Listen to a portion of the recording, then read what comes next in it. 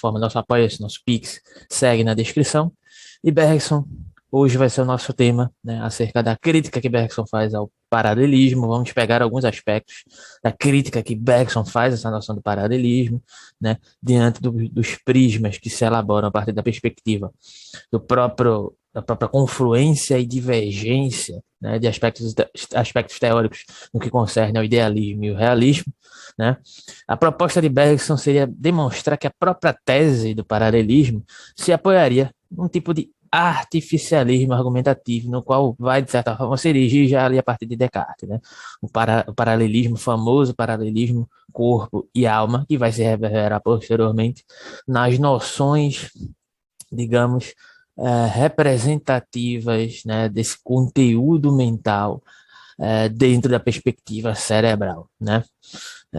Então, para Bergson, não levar em conta que a passagem de um sistema ao outro, do idealismo para aquilo que é entendido como realismo, né, é algo inconciliável com as próprias regras do raciocínio clássico, né, uma vez que se tratariam de sistemas interpretativos de realidade logicamente excludentes entre si, né, colocaria a própria tese do paralelismo psicofisiológico, né, como um tipo de sofisma. Não perceber esse movimento, né, de acordo com Bergson, seria uma problemática, né, visível, apesar de sutil, né, apesar de ser feita, segundo ele, de uma forma possivelmente não intencional. De acordo com Bergson, esses dois sistemas de interpretações filosóficas da realidade, né, são duas concepções metafísicas, possivelmente, né? Então, que diferem na maneira como encaram as relações com os objetos no mundo, assim como as mudanças que operam neles, né? O realismo fala de coisas e o idealismo de representações. Por vezes, né, eu já tive a oportunidade de observar algumas pessoas que da escola, influenciadas pela própria escola platônica, né, afirmar que Platão não era um idealista e sim um realista. Aqui o Bergson, né, pelo menos diante da perspectiva dos textos que nos apoiam aqui para fazer esse vídeo, né, para fazer esse comparativo, né, e o próprio texto do Bergson, no qual nós vamos fazer algumas inserções, né, demonstra que, de certa forma, esse movimento, essa conciliação do idealismo com o realismo, ou entender o idealismo como realismo, né, ela não é um aspecto conciliatório diante da ótica do próprio Bergson, no que dirige aqui a nossa temática, né? Para Bergson, o idealista nada mais é, na realidade, além do que aparece a consciência individual, a consciência em geral, ou seja, nenhuma propriedade da matéria poderia não ser objeto de representação, e todas as articulações do real seriam articulações das representações. Tudo no objeto é atual ou passível de atualização. Não há virtualidades ou potencialidades no mundo. Assim, todo o essencial da matéria é o que a representação nos mostra. É a própria representação, o critério da realidade do mundo. Já dentro do próprio sistema do realismo, as articulações e divisões perceptíveis que se mostram a nós como nossas representações não passam de diferentes formas de interpretação de uma mesma e única realidade, a qual está para além desses fenômenos. Em outros termos, diante da nossa representação da matéria, há uma causa inacessível desta, por trás da percepção do atual a poderes e virtualidades ocultas, né? Assim, uma maçã não seria apenas o conjunto de suas propriedades aparentes, mas também de uma substância ou essência, substância esta que sempre escaparia à nossa constatação ou em si da coisa. Se essa causa primeira das representações não é passível de representação, pode-se então afirmar que o mundo, para o realismo, é mais do que a totalidade das representações. Bergson deixa de lado determinadas concepções histórico-filosóficas que possam sobrecarregar os termos idealismo e realismo e restringe-se a estas duas notações do real. Idealismo, segundo ele, implica a possibilidade de identificar as coisas com a representação, enquanto que realismo, ao contrário, implica a possibilidade dessa identificação. Repetindo, para Bergson, idealismo implica a possibilidade de identificar as coisas com a representação, enquanto que realismo, ao contrário, implica a impossibilidade dessa identificação, ou seja, a impossibilidade da identificação da representação com o real, né? O mundo das ideias, por exemplo, o mundo das ideias platônico, que é um fundamento possivelmente ontológico, digo possivelmente porque em Platão parece, por muitas vezes, isso ficar é, não muito definido em alguns aspectos,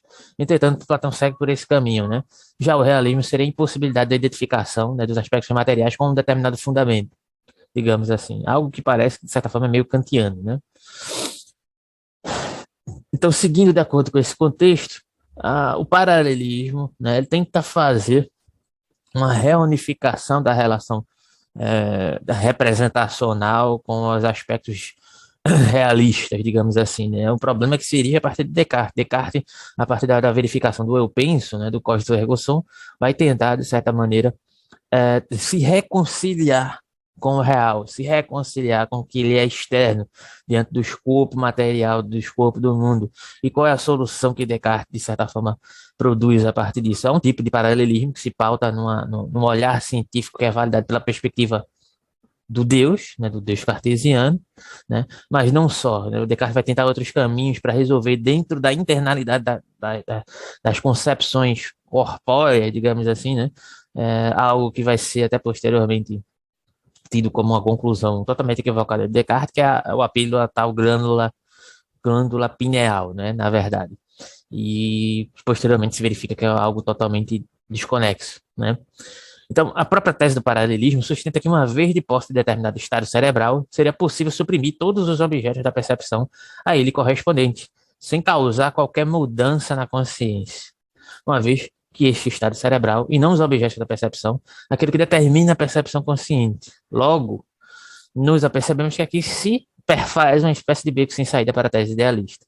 Se objetos exteriores são imagens, o cérebro, como objeto entre outros, é uma delas. A tese idealista sustenta que não há nada nas coisas além do que pode ser mostrado na imagem, ou seja, no movimento dos átomos.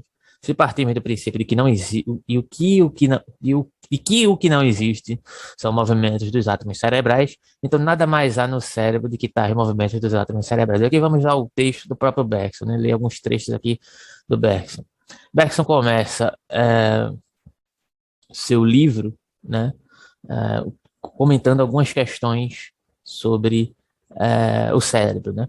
Ele diz assim: quer se considere, com efeito, o pensamento uma simples função do cérebro e o estado de consciência como um epifenômeno do estado cerebral, quer se tomem os estados de pensamento e os estados do cérebro por duas traduções em línguas diferentes de um mesmo original, tanto num caso como no outro, coloca-se em princípio que, se pudéssemos penetrar no interior de um cérebro que trabalha ao assistir ao fogo cruzado dos átomos que formam o córtex cerebral, e se, por outro lado, possuíssemos a chave da psicofisiologia, saberíamos em detalhe tudo o que se passa na consciência correspondente, matéria e memória, né? É o livro que Bergson estamos usando para fazer o paralelo com alguns aspectos do artigo que nós vamos colocar na descrição e nossos comentários aqui no vídeo, né? A bem verdade, Bergson prossegue, eis aí o que é mais importante, admitido tanto pelos filósofos quanto pelos cientistas. Caberia, no entanto, perguntar se os fatos examinados, sem ideias preconcebidas, sugerem realmente uma hipótese desse tipo. Que haja solidariedade entre o estado de consciência e o cérebro é incontestável, mas há solidariedade também entre a roupa e o prego onde ela está pendurada. Pois se retiramos o prego, a roupa cai. Diremos por isso que a forma do prego indica a forma da roupa ou nos permite de algum modo pressenti-la. Assim, de que o fato psicológico esteja pendurado em um estado cerebral, não se pode concluir o paralelismo das duas séries psicológica e fisiológica. Quanto à filosofia, quando a filosofia pretende apoiar essa tese paralelista sobre os dados da ciência, ela pratica um verdadeiro ciclo vicioso, pois se a ciência interpreta a solidariedade, que é um fato no sentido de paralelismo, que é uma hipótese, e uma hipótese muito pouco inteligível, segundo Bergson, isto é feito consciente ou inconscientemente por razões de ordem filosófica, porque a ciência se habituou, graças a uma certa filosofia, e aqui eu tenho a impressão que ele se remete a Descartes, né, a crer que não há hipótese mais plausível, mais conforme aos interesses da ciência positiva. E aqui, em certo sentido, o que Bergson vai falar é que o aspecto da própria memória é um dos aspectos que denota esse, digamos, engodo, né, esse direcionamento acerca, digamos, dessa apreensão habitual a partir de determinados aspectos que se confluem, a partir, digamos assim, da memorização de determinados comportamentos em relação ao nosso próprio escopo social, nosso modo de se relacionar para com a realidade, né? Que ao internalizarmos determinados comportamentos ou determinados modos de assimilar o próprio conhecimento, a própria noção do tempo, a própria noção, digamos assim, que se erige a partir de determinadas questões várias acerca da nossa própria correlação com o mundo, né? Nós assimilamos isso dentro do escopo da memória e passamos a compreender dentro do escopo da memória, entre aspas, né? Porque a memória aqui erige-se como um tipo de representação da assimilação do comportamento, né? Que pode ser relacionada com o aspecto cerebral, mas ela não diz em que ponto o cérebro se relaciona com essa perspectiva relacional dos âmbitos mais gerais da nossa, digamos assim, da nossa percepção, da nossa memória. A percepção funciona em um outro sentido também que se relaciona com essa assimilação do nosso modo de se relacionar com o conhecimento e que erige-se também no próprio engodo a partir de como nós olhamos para o cérebro como possivelmente um marco da correlação paralelista, né, de mediação entre essas perspectivas do idealismo e do realismo, ou seja, olhamos para o cérebro com os mesmos olhares e costumes e percepções que nos damos por volta e meia, né, a nos debruçar sobre o mundo, sobre o conhecimento no mundo de um modo geral. Né? Tratamos o cérebro com o mesmo consequencialismo, digamos assim, né, que construímos a epistemologia. E esse paralelismo é um paralelismo que não se sustenta no olhar do Bergson, porque ele não se conecta a não ser através, né, dos nossos próprios costumes, né, de percepções que se dão pelo modo de relacionar o conhecimento de exame, né, causal, né, formalizado por essas determinadas perspectivas comuns, né? E sigamos aqui só para fechar no próprio texto do artigo. No artigo ele diz assim, né, para poder complementar o que nós estamos dizendo aqui. Contudo, para Bergson, a ciência, o próprio modo epistemológico de construir ciência oscila sempre entre um realismo e um tipo de idealismo provisório. A hipótese do realismo não é mais de que um ideal. Ela nos lembra que nunca atingiremos definitivamente a explicação da realidade senão por meio de nossas compartimentações arbitrárias dessa realidade. É o mesmo que se dá em relação ao debruçar-se sobre o cérebro, tá? Em uma última instância, a realidade não passaria de uma representação provisória, temporária, pacotes de virtualidades ocultas, de possibilidades infinitas e mistérios sempre a desvendar, como quando abrimos uma boneca russa apenas para perceber que nos deparamos com outra. Bergson compreende as dificuldades envolvidas aqui, em absoluto, considera ser fácil dissipar a ilusão envolvendo a tese do paralelismo cérebro e pensamento. Então, oscilamos velozmente de um lado para o outro, diz ele, e somos assim facilmente enganados por esse movimento pendular, que corroboram com este engano uma série de ideias bastante difundidas pelo meio filosófico. Algumas engendram a tese, outras talvez anteriores a ela, produziram as condições de possibilidade para essa querela, né? Ou outras ainda nela se inspiraram para apenas crescer a sua sombra repousante, né? Então, basicamente, é referente a uma perspectiva, né, assimilada a partir dessa noção da memória, que é um dos aspectos, né, que vai reverberar nessa produção de conhecimento viciado, né, que vai oscilar entre esse movimento pendular do realismo para o idealismo, né, vai se deixar capturar, né, é o que Bergson erige, essa atribuição desse suposto paralelismo, né, da nossa relação cerebral com a nossa relação representacional, né, das nossas assimilações cognitivas. Para Bergson, o cérebro não pode ser a explicação última, né, digamos, disso que nós chamamos de psique humana, o comportamento psicológico humano, né, mas é um adereço que demonstra determinadas consequências a partir dessa determinada elaboração, mas ele não explica o todo, não tem como explicar o todo, porque o paralelismo ele surge desse determinado engodo, né? Segundo Bergson, esse engodo consequencialista, que não pode se explicar, né, de forma satisfatória, segundo ele.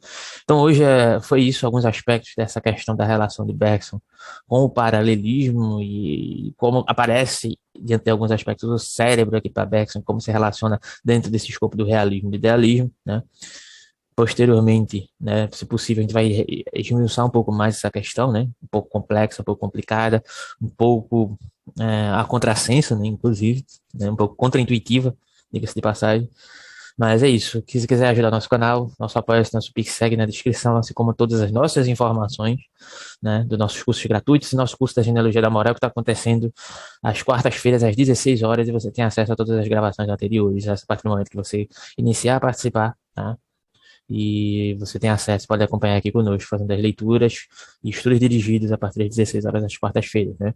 Também oferecemos agora, a partir Estamos oferecendo a partir dessa semana o nosso pacote de coleta de dados a nível nacional, né? Dados a patamares de IBGE, dados acerca das últimas eleições para institutos ou pessoas, né? Ou pessoas jurídicas que tenham interesse em utilizar esses dados, né? Manda um e-mail aqui embaixo, né? No nosso vídeo, caso queira contratar os nossos serviços, né? E orçamento e etc. Dependendo da sua localização, a gente acerta aí como vai poder interagir e oferecer esse serviço. Então, até o próximo vídeo do Gap Filosófico, né? E valeu.